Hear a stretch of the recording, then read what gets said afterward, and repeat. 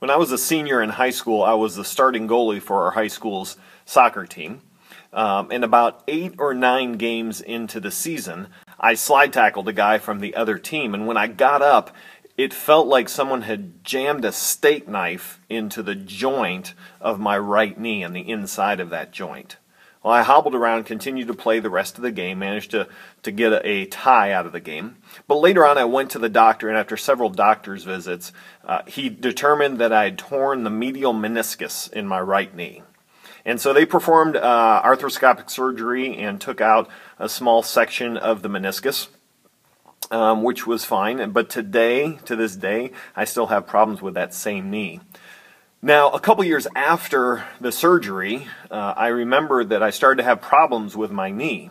Specifically, I think there was a piece of cartilage floating around inside my knee, because you could actually see a little lump on the outside of the skin, and you could move it around with your finger. It was really kind of cool and creepy all at the same time.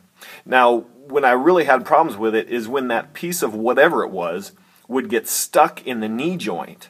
And when that would happen, I'd try and stand up. I wouldn't be able to straighten my leg. I would experience excruciating pain and just crumple to the floor again.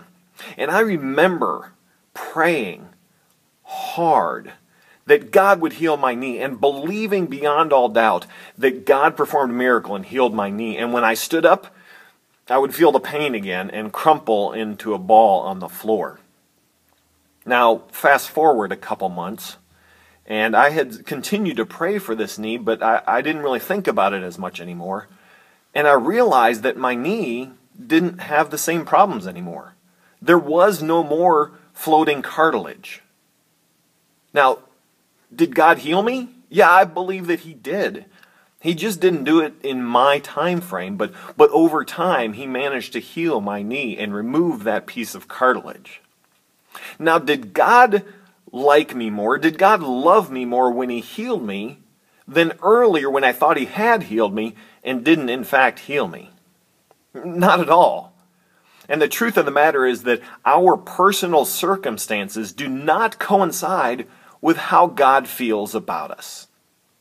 That was kind of the big idea that we talked about at Renovate last night as we started a new series we call Reveal, where we're focusing on the miracles of Jesus. And we looked at the idea that whether or not God performs a miracle in your life, that doesn't change how He feels about you. He still loves you.